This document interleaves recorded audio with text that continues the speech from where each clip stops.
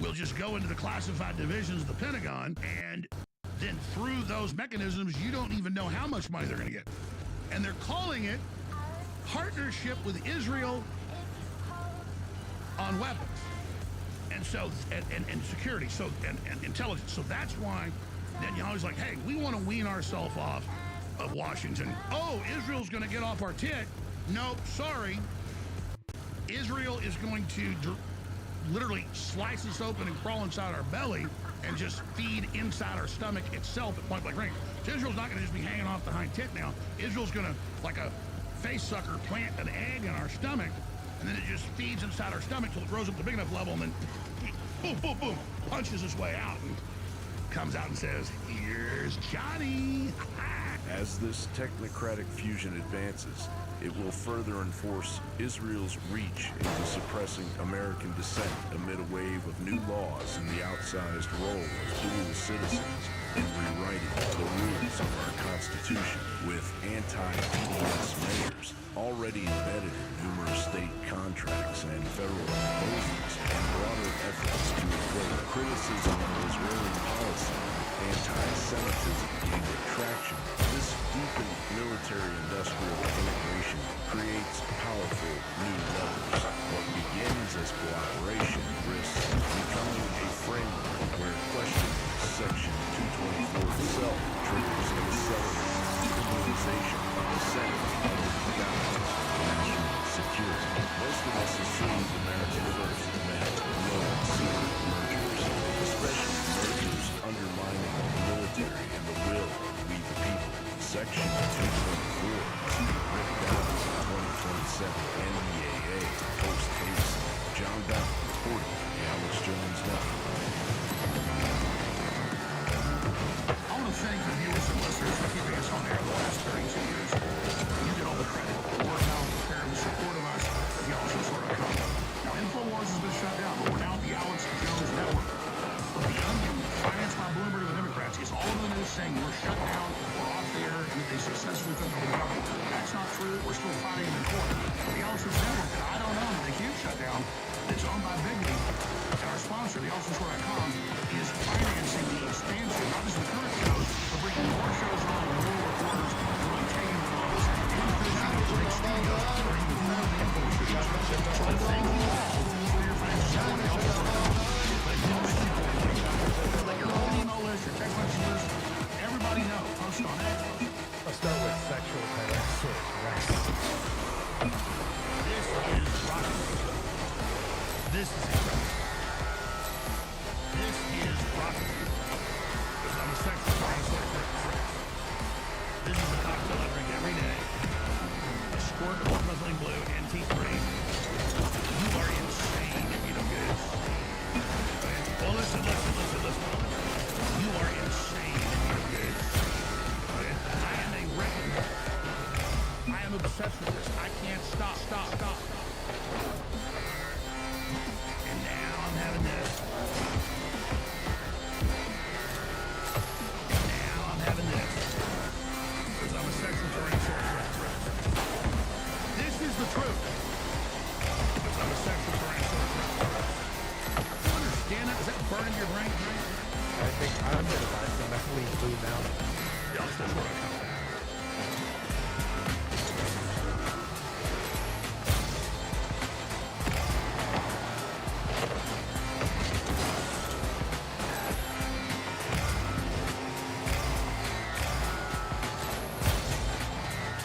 Welcome back, folks.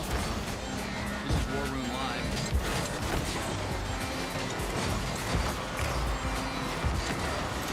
Talking about what's going on in the UK with Henry Nowak.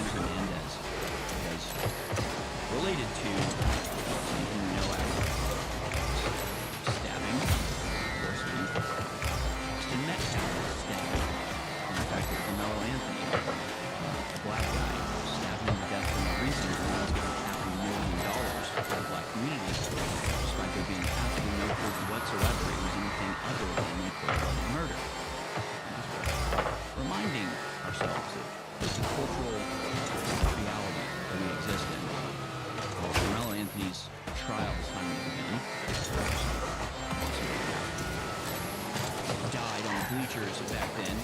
In the meantime, his murderer has been able to graduate, go to prom, and be a free man this entire time.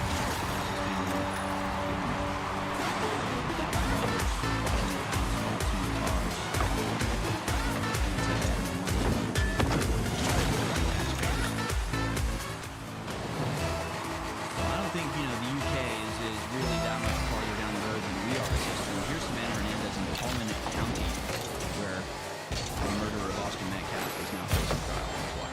This is Savannah Hernandez in front of the Tallman County Courthouse in McKinney, Texas for day one of the Carmelo Anthony trial.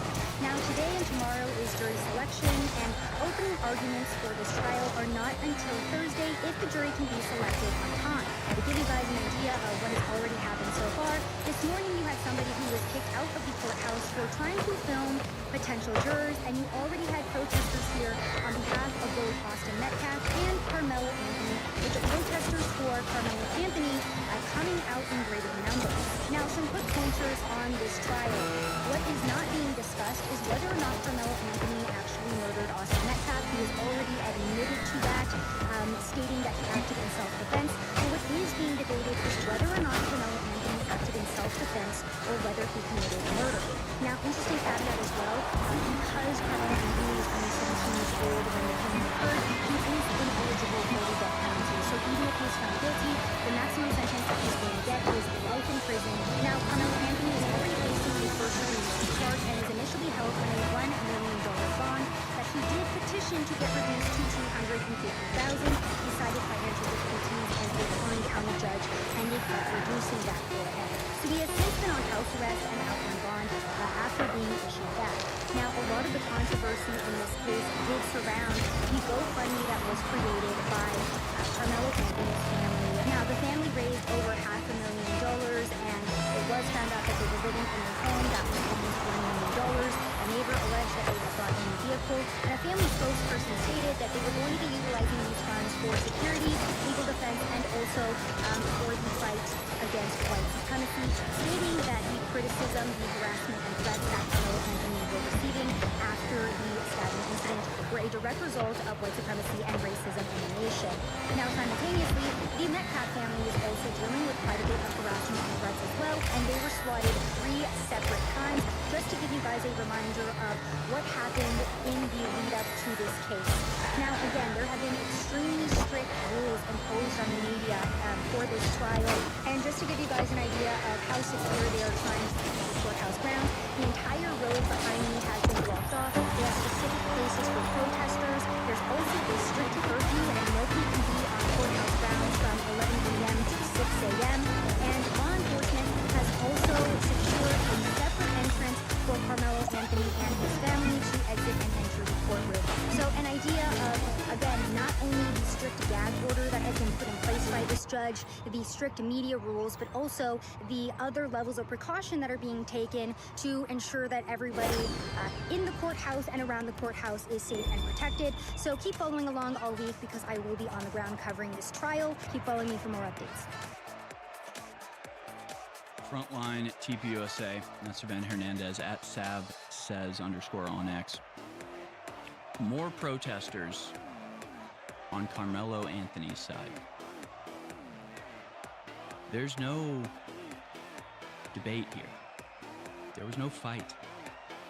And frankly, I thought I remember there being cameras. So, the question as to whether or not it was self-defense should be solved pretty quickly. And it wasn't self-defense, I'll tell you that right now. It's actually impossible to be self-defense because the kid was trespassing in the first place. But regardless, what do you say about, what do we say about that? You've got people going to support a murderer. It's not a question about whether he's a murderer. It's not a question, really, about whether he was, quote-unquote, defending himself. They literally are just there to support somebody because he murdered white people. And that's what we live in. And at the same time that we have this despicable racists like that expressing themselves, anti-white racists who are literally just like, yeah, we're here to support the murderer. We're here to force the murderer because we hated the kid. You've got them setting up barricades for the non-existent threat of the white supremacist attack that was never going to come in the first place. It's just brilliant.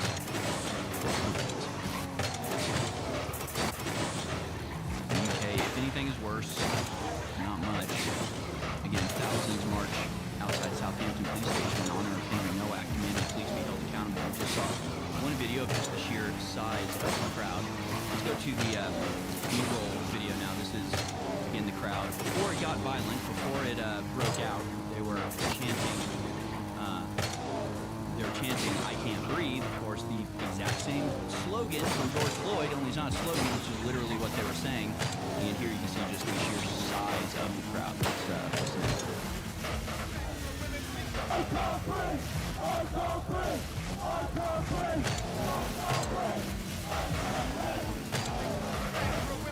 I can't breathe! You know what's interesting? Is how white this crowd is. There's a lot of white people in this crowd. You know what it looks like? It looks like a Black Lives Matter protest. Because white people will come out first. There's that. You see the point I'm making? Wouldn't you think that there would also be perhaps a sizable contingent of those lovely new British people? You know, the new Europeans, like the Jewish supremacists like to call them? The new Europeans that are in fact Arabic, that are in fact Pakistani or Bangladeshi. New Europeans, and they're just as European as anybody else. You'd expect one or two of them to accidentally stumble into a protest against the violent murder and cover-up by the police. Because you understand, the mainstream media is not reporting this. The mainstream media is ignoring this outright. I saw a comparison today. I thought I had it, but I didn't see it printed. The New York Times has not published a single story about him. You know how many stories they published about George Floyd? 6,500. The New York Times published 6,500 stories about a career criminal overdosing on university student walking home and attacked and murdered, and then called racist and arrested as he lay dying, hasn't graced her page. There's a racial, political motivation behind that. And where do you think we would be if Elon Musk had not purchased Twitter? Do you think any of us would have heard this story at all? We certainly wouldn't have the video. We certainly wouldn't have the protest. Maybe we'd get a story or two and fade away with the rest of the stories about celebrities being embarrassed. The mainstream media is not covering this, and they certainly are not playing out the argument as they should be that Henry Nowak is in fact a symptom of a societal problem that needs correction. You have never heard Henry Nowak's name not realized. So you could totally ignore it. It's a beautiful thing. And never again will the mainstream media and the police get away with this stuff scot-free as they have. Let's go to this next video. So you see the size of the crowd. You can see that it was largely peaceful. In fact, entirely peaceful. And they were chanting, I can't breathe. They were asking the police to take a knee. Of course, if you remember, this did happen in 2020. In June 2020, exactly 6 years ago, the Metropolitan Police in the UK permitted officers to take the knee during Black Lives Matter protests as a personal choice.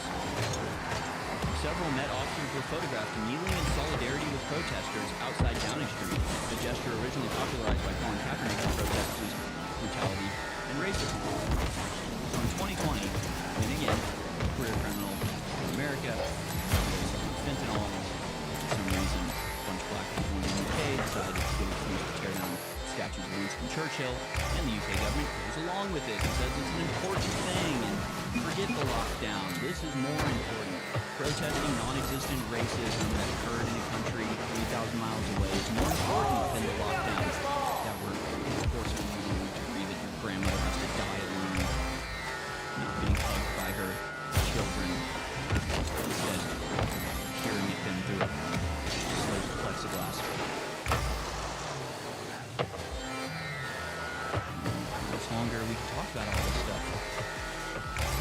And I really genuinely hope that this is a inflection point. I hope that the protests last time were the inflection point. So that was protest from murdered little girls. And yet, when the British people started protesting and rioting against that, all of them in prison for years. And all they did was post on Facebook. And they arrested so many people that they overcrowded prisons and started letting murderers out to make room and created an entirely new jury-free pipeline so the judges could jail as many protesters as they possibly could. They literally set up a temporary court system that would operate 24 hours a day so that they could imprison British people protesting day and night over the mass death that occurred as a direct consequence of the Let's go back. Let's watch this video from the beginning. I don't know we just showed, but let's watch from the beginning because you'll see it's the police that starts. The police rush this crowd. That is interesting. They're yelling things. Let's watch. Here we go. They rush and attack with the shields, and so the crowd pushes back. Kind of reminiscent of January 6th, if you ask me. Peaceful protest. Crowd just expressing themselves, even angrily, but expressing themselves peacefully. And the police decide to just slam a plexiglass shield into their face. And they're demanding the cops take a knee. And in fact, there were many instances during this riot, during this protest rather, that has since turned into a riot. Yeah, a bunch of people were taking a knee, and the police completely ignored it, if not attacked the people who were taking a knee. We can go to the next video now. Going to the next one. Go down the list.